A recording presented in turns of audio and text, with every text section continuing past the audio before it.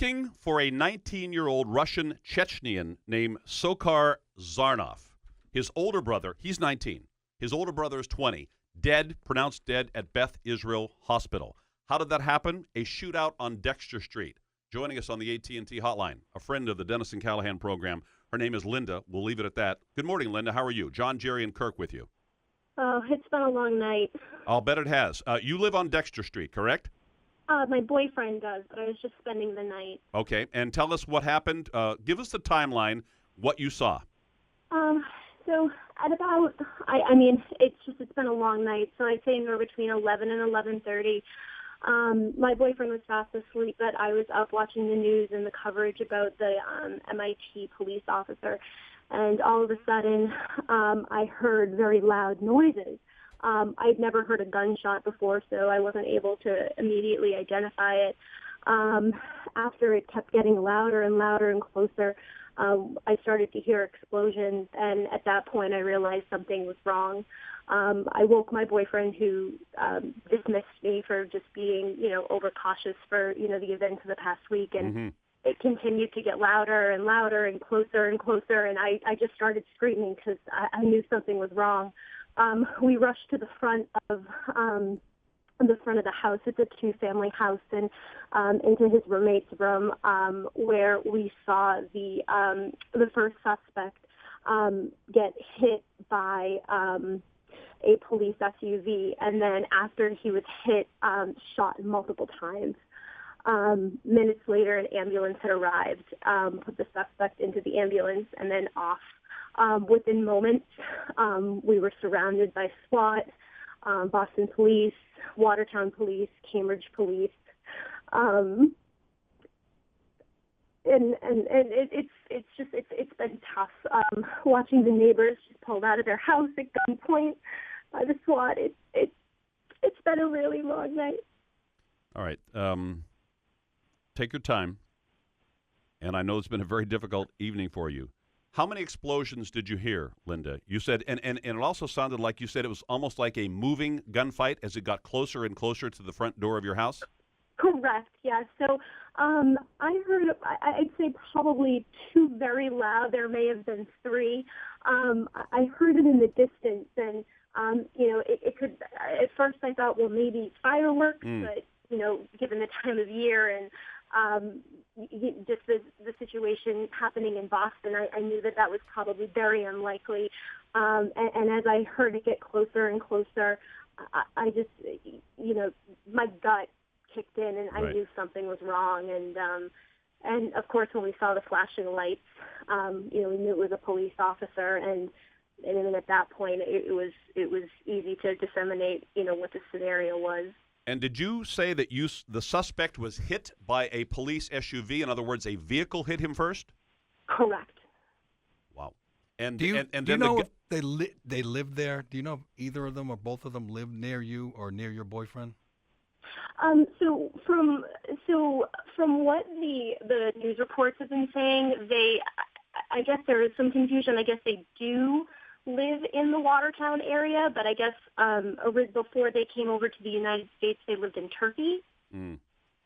But I think it's too soon to come to those conclusions. I still think they're trying to figure out and piece all the information together.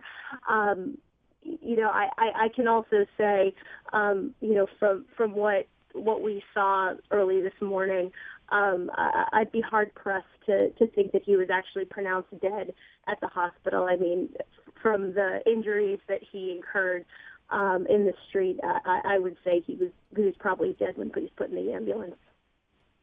Now, after he was hit by the SUV, can you, if you don't mind, describe the scene again? How many police officers? Was he in the middle of the street? Was he up against the house? Was he behind a wall? What was the scene look like? He was in the middle of the street. He was close to the driveway.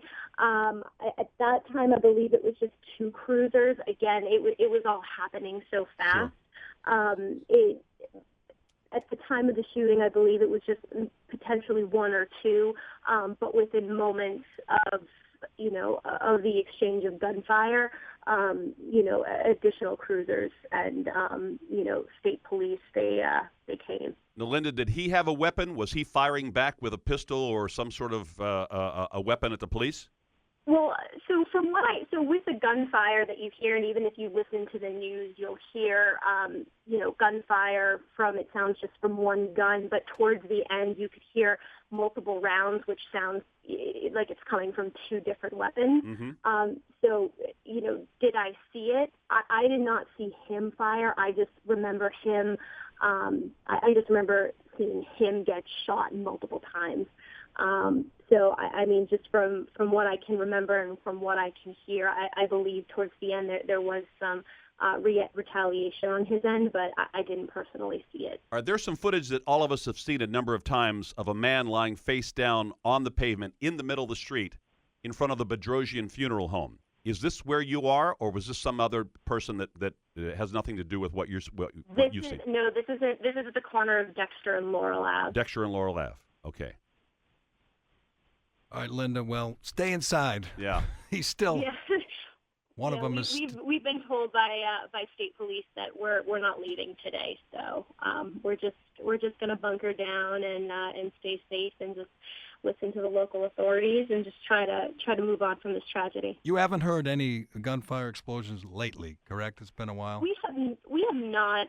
There have been reports on the news stating that that they were that they may have found potential pipe bombs that they were going to safely detonate. I personally haven't heard any explosions.